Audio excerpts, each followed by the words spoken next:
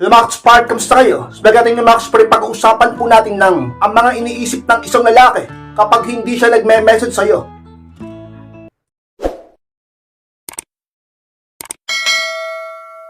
At kung handa na kayong lahat ay mag-start po tayo at muli, be inspired!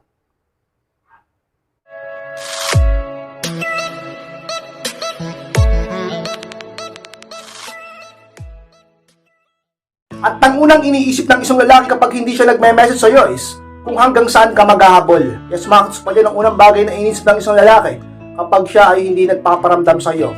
Siyempre mga ka-inspired, nag-curious yan.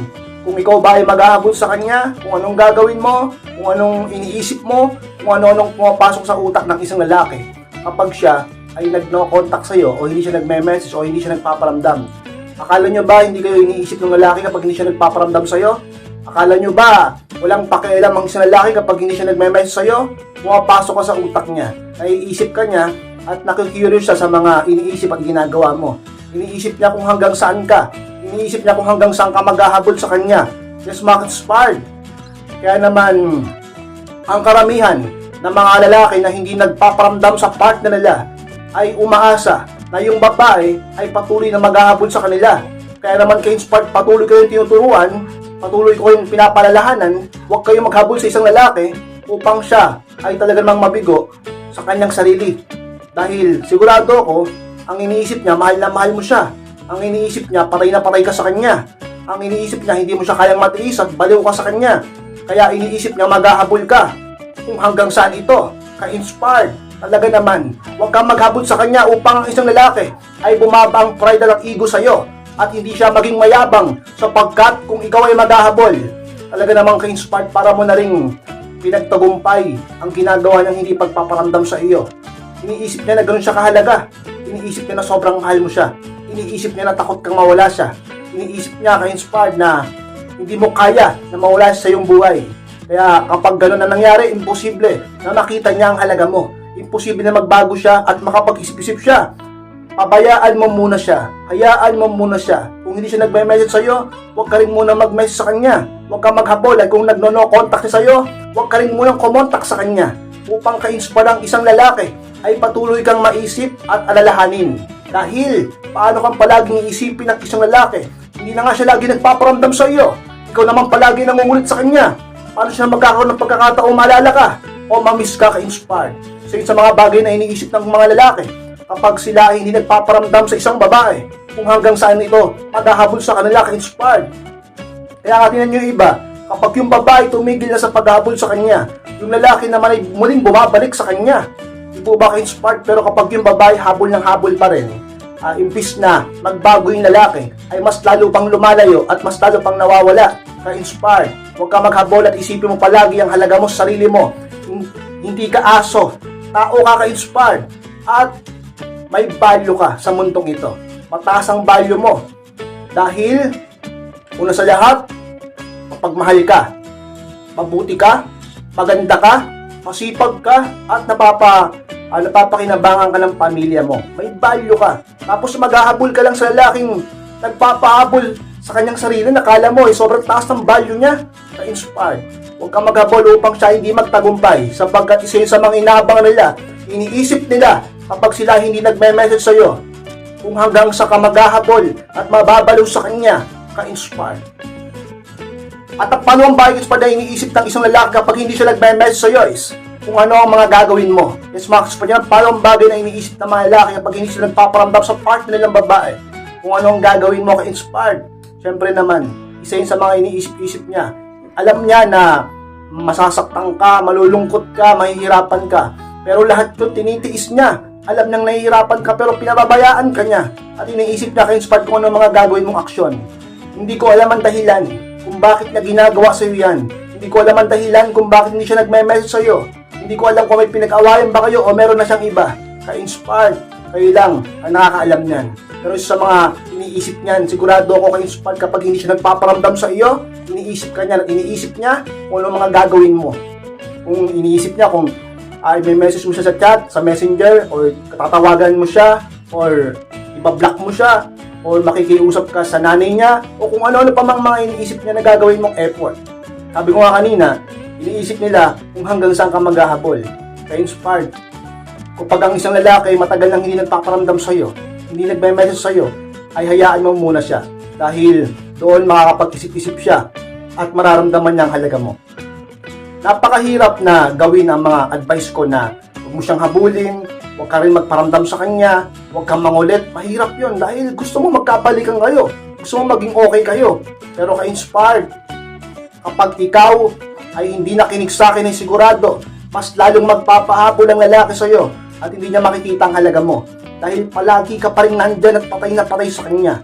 Pero pag pinakita mo sa lalaki na masaya ka na, pinakita mo na kaya mo na, pinakita mo na hindi ka na naghahabol sa kanya, pinakita mo na wala ka nang pakialam, pinakita mo na masaya ka na, pinakita mo ka-inspired na parang wala ka nang pakialam sa kanya, ka-inspired, ang pride at ang ego ng isang lalaki ay mawawala. Yes, mga ka-inspired, ganyan niya eh. Ganyan ang kapangyarihan sa mundo eh. Nang walang pakialam. Kung sino pa yung taong walang pakialam sa atin, yung parang gusto natin. At kung sino pa yung mga taong nagpapahalaga at nagmamahal sa atin, yung parang hindi natin masyadong pinapansin. Ang gulo ng mundo, unfair ito. Pero psychology ka-inspired na totoo. Talaga naman ka-inspired. Iniisip niya kung anong gagawin mo para bumalik siya sa'yo. Ganun kataas ang tingin niya sa kanyang sarili. Ganun kababa ang tingin niya sa'yo ka-inspired. Kaya naman nagagawa niya ngang hindi magparamdam sa iyo kahit alam niya nasasaktan ka. Sa mga bagay na iniisip ng isang lalaki, kapag siya hindi nagpaparamdam, nag-no-contact sa iyo o hindi nagme-message sa iyo, ka-inspired. At ang pangatlong bagay ka-inspired na iniisip ng isang lalaki pag hindi siya nagme-message sa iyo is kung nababaliw ka na ba. Yung pangatlo ka-inspired na iniisip ng isang lalaki. Alam niya kasi na sobrang sakit ng nararamdaman mo. Alam niya na lungkot ka. Alam niyang hindi ka makatulog. Alam niyang hindi ka mapakali. Alam niyang hindi ka mapalagay. Alam niya na umiiyak ka. Alam niya ka-inspired na talaga namang masakit ang damdamin mo. Alam niya na nasasaktan ka. Kaya iniisip niya kung nababaliw ka na ba. Oo yan. Alam niya, aware yung lalaki, aware yung partner mo kung gaano mo siya kamahal. Kaya nga, hindi ko maintindihan, hindi ko maunawaan, syempre hindi ko alam ang dahilan kung bakit na ginagawa yan, kayong dalawa lang nakakaalam niyan. Maaaring may problema sa kanya, maaaring may problema sa iyo. Hindi ko alam, kayong dalawa lang magkarelasyon ang nakakaalam ng nangyayari sa inyong relasyon o pagmamahalan. Ka-inspired sa mga bagay na iniisip nila, kung nababaliw ka na ba. Ibig sabihin nun, iniisip niya kung okay ka pa ba? Iniisip niya pa rin yung kalagayan mo, sa totoo lang. Iniisip niya kung kumakain ka pa ba ng tama, natutulog ka ba ng tama, kung may iyak ka ba ngayon, iniisip niya kung may kakwentuhan ka bang iba, iniisip niya kung nangayayat ka ba, iniisip niya kung stress ka na, iniisip niya ka-inspired kung ano iyak mo, iniisip niya kung napupuyat ka, iniisip niya kung nababalo ka na ba. Ka-inspired sa pag-ibig kasi, kahit pa, mahal tayo ng isang tao, pero kung meron siyang matinding dahilan, hindi talaga siya magpaparamdam sa iyo. Kaya kayo nga nakakaalam kung bakit siya ganyan sa'yo. May iba na ba siya? O nahuli ka niya? O nahuli mo siya? O nag-away kayo? O kung ano pa man ka-inspiration sa mga iniisip niya? Kung nababalo ka na, kapag siya ay hindi nagme-message sa'yo, ka-inspired. At ang pang-apat na bagay ka-inspired na iniisip ng isang lalaki kapag hindi siya nagme-message sa'yo is, kung tama ba ang ginagawa niya sa'yo? Yung pang-apat ka-inspired. Oo, ka-inspired. Iniisip nila yan. Akala nyo ba wala silang pakundangan? Iniisip pa rin nila yan. Dahil ang pagmamahal nandiyan pa rin. Tapos may pinagsamahan kayo. Nag-invest din naman siya ng panahon sa'yo, energy, effort, money, diba? Oras. Kaya hindi naman ganun kadaling kalimutan ng isang tulad mo. Although may pinagawayan kayo, o natukso yan sa iba, o kung ano man dahilan nyo, iniisip niya pa rin yan kung tama bang ginagawa niya sa'yo. Kaya nga diba yung iba bumabalik? Kaya nga diba yung iba nagsusorry? Kaya nga diba yung iba nakikipagbalikan? Kaya nga diba yung iba muling nagpaparamdam, lalo na kapag di ka na naghahabol, lalo na kapag nag-no-contact ka na, at hindi ka na nagme-message at nagpaparamdam sa kanya, di po ba ka-inspired? Kaya, upang ang lalaki ay muling bumalik ang halaga mo, lalo na't iniisip niya yan kung tama ba yung ginagawa niya sa'yo, huwag kang maghabol. Okay mga inspired, dahil pa nanghabol ka, unang-una sa lahat, babatingin niya sa'yo. Lalo na, kung yung lalaki ay nakagawa ng mali sa'yo. Diba? Pagpapakamartir, diba? Pagpapakamartir, hindi ako fans niyan eh. Yung pagpapakamartir, Kasi parang wala kang respeto sa sarili mo eh. Yung iba sa inyo, niloko na. Noong nakaraan, may nagpa-coaching sa akin, pumayag siya, tatlo sila sa bahay. Noong nakaraan, may nagpa-coaching sa akin, niloko na siya lahat, ilang beses na. Palagi pa rin niyang binabalikan. Kapag nagmamakaawa. Kaya inspired magkaroon kayo ng respeto sa inyong mga sarili. Upang ang lalaki ay respetuhin ka din. At tumino yan. Paano tituno yan kung kitang-kita niya ng dalawa niyang mga mata, ramdam niya ang kahinaan mo sa kanya. Yes, makinspire, this is yung mga bagay na iisip ng isang lalaki kapag hindi siya nagme-message sa'yo. Kung tama bang ginagawa niya sa'yo. Dahil sigurado ako ka-inspire na lalaki ay palagi ka pa rin naaalala kahit hindi siya nagpaparamdam sa iyo. Pumapasok ka sa utak niya at concern pa rin siya sa'yo. Ka-inspire. At ang panlimang bagay inspired na iniisip ng isang lalaki kapag hindi siya nagme-message sa'yo is ang mga nakaraan ninyo. Yes, Max, pa niya ang panlima. Alam nyo ba mga inspired kapag ang isang lalaki hindi nagpaparamdam sa'yo o no contact sa'yo, nang-go-ghost or hindi nagme-message, hindi nagre-reply. Puro sin lang o kaya naman talagang wala na talaga. Kahit na ganun, ka-inspired. Sabi ko nga, pumapasok ka pa rin sa utak at alaala niyan. Naiisip ka pa rin yan. At sa mga bagay na naalala niya ang mga nakaraan nyo, sa mga bagay na iniisip niya, yung mga nagdaan sa inyo. Totoo yan. Kaya nga siguro may mga nabuong kanta eh. Diba? Yung mga love song, yung mga sumulat niyan, yan sila nakaranas niyan. Yung mga writer, ka-inspired. Naalala niya yung mga nakaraan. Kahit hindi siya nagpaparamdam ng sobrang tagal na, or kahit pa sabihin nating nag-away kayo, sabihin pa nating meron na siyang iba, dumarating ang mga pagkakataon, lalo na kapag siya lang mag-isa, lalo sa gabi, o pag wala siyang ginagawa, o pag nagmumuni-muni siya sa tabi, naaalala niya yan, mga nakaraan niya.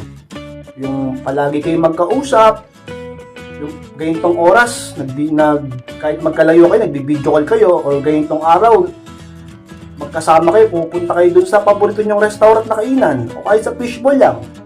O yung palagi nyong pinag-uusapan, nagkukulitan kayo, nagtatawanan kayo, yung iba sa inyo, hanggang madaling araw, magkausap. Yung iba sa inyo, buong araw, magkasama. Yung mga yon hindi naman nyo yung nalilimutan eh. Bumabalik yun sa alaala niya. Lalo na kapag hindi ka na nagpaparamdam sa kanya, hindi ka na naghahabol, bumabalik lahat yun. At dahil doon sa mga magaganda, masasayang alaala na yun ka-inspire, talaga naman, unti-unti bumabalik ang value mo sa isang lalaki. Kaya nga, pinipigilan ko kayong huwag kayong maghabol upang magkaroon siya ng pagkakataong maisip ang lahat ng bagay na iyon tungkol sa inyo. Sapagkat kapag nag-ahabol ka, paano niya maaalala lahat yun?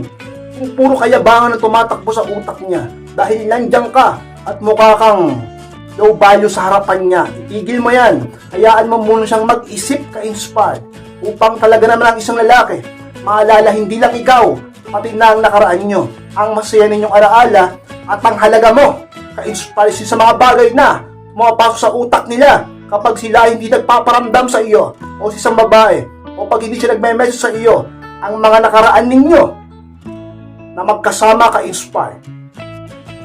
Max po lang po na maraming salamat po Max Parts pagtapos ng vlog na ito. Please huwag niyo po kalimutan na mag-like, comment, at share na rin po upang makatulong din po tayo sa iba. At sa mga hindi po nakasubscribe, ay subscribe na po Max Parts at click na rin po ang notification bell upang maging updated po kayo pag may bago po akong i-upload na video. Maraming salamat Max Parts sa mga gusto pong magpa-advise o magpa-coaching. Paki-message lang po ako sa aking Facebook or Instagram. Thank you so much Max Parts. Mag-ingat kayong lahat. Mahal ko kayo at muli, be inspired!